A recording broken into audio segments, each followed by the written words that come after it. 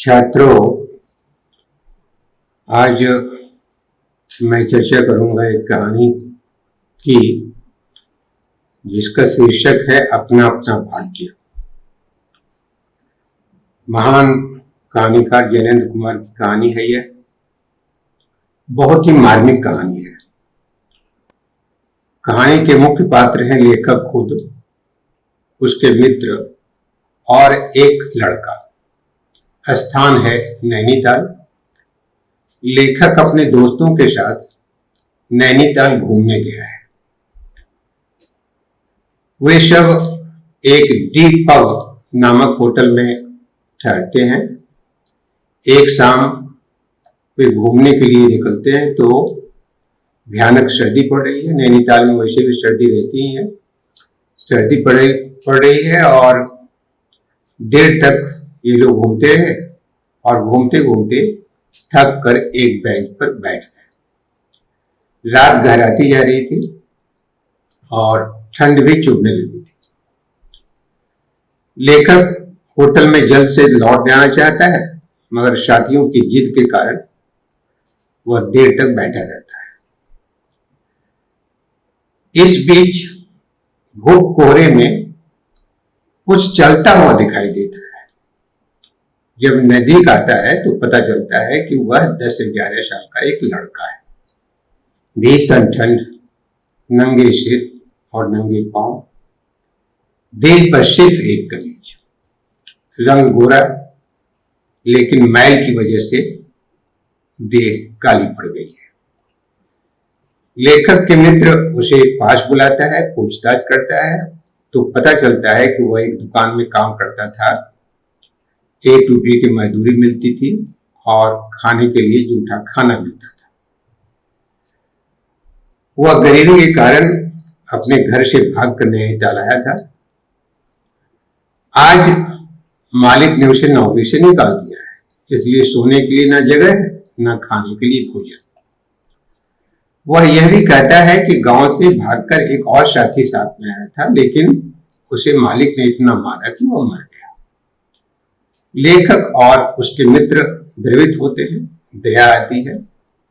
उसे लेकर वे अपने वकील के मित्र के पास लेकर आते हैं और कहते हैं कि इस बच्चे को तुम नौकर रख लो।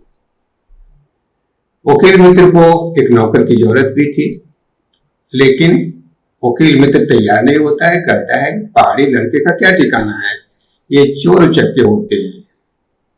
लेखक और उसके मित्र निराश होकर अपने होटल लौटता है और लड़के से कहता है कि कल तुम आना, हम मदद करेंगे। बाहर तेज हवा है, कड़ाके की ठंड है। ठंड के कारण लड़के के दांत बज रहे हैं।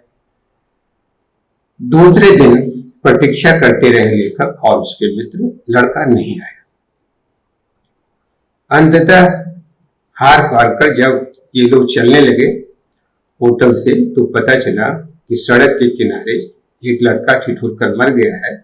उसके मुंह, छाती और हथेलियों पर बर्फ की चादर कफन की तरह पड़ी है। वह लड़का और कोई नहीं था, वही लड़का था जो लेखक से मिला था। कहानी के प्रारंभिक हिस्से में साधन संपन्न बच्चों के चित्र लेखक यूं खींचता है। भागते, खेलते, हंसते, शरारत करते लाल लाल अंग्रेज के बच्चे थे और पीली पीली आंखें फाड़े पिता की उंगली पकड़कर चलते हुए अपने हिंदुस्तानी नौनिहाल भी थे। अंग्रेज पिता थे जो अपने बच्चों के साथ भाग रहे थे, हंस रहे थे। उधर भारतीय पितृदेव भी थे जो बुजुर्गी को अपने चारों तरफ लपेटे धन संपन्न के लक्षणों का प्रदर्शन करते हुए चल रहे थे। जाहिर है कि कई तरह के बच्चे हो गए। एक तो वो लड़का है जो गरीबी में लिपटा हुआ है, खाने का ठिकाना नहीं, रहने का ठिकाना नहीं, नौकरी का ठिकाना नहीं, पढ़ने का ठिकाना नहीं। दूसरी तरफ अंग्रेज के बच्चे हैं और फिर अमीर हिंदुस्तानियों के बच्चे। कहानी की अंतिम पंक्ति है कि सब सुना और सोचा, अपना अपना भाग्य। शीर्षक भी यही है। अपना अपना भाग्य का मतलब है कि कई तरह के बच्चों का जो भाग्य है, उसकी जो आर्थिक हालत है, गैर बराबरी है, कुछ बच्चे गैर बराबरी में पिस रहे हैं, कुछ को बहुत साधन संपन्नता है, तो लेखक कहता है कि अपना अपना भाग्य। ज्ञानेंद्र कुमार बहुत महत्वपूर्ण लेखक हैं, उपन्यासकार भी हैं, निबंध लेखक भी हैं, गांधीवादी भी थे, जेल में भी गए हैं आजादी की लड़ाई में। इनका जन्म 1905 में हुआ था, कौड़ियागंज में, अलीगढ़ के पास ही है। मृत्यु 1988 में हुई। कहानी संग्रह का नाम देख लें, क्योंकि कहानियों से ही जुड़ा हुआ है ये, और जो प्रश्न वस्तुनिष्ठ प्रश्न पूछे जाते हैं उसमें इनके संग्रह के नाम और उसका प्रकाशन वर्ष पूछा जाता है। तो फांसी पहला संग्रह है 1929 में, वातायन 1930 में, नीलम देश की राजकन्या 1933 में, एक रात 1934 में, दो चिड़िया 1935 में, पाजी 1942 में, जय संधि 1949 में। उपन्यास कई हैं, परख, सुनीता, त्यागपत्र, कल्याणी, विवर्त, सुखदा, व्यतीत, जयवर्धन।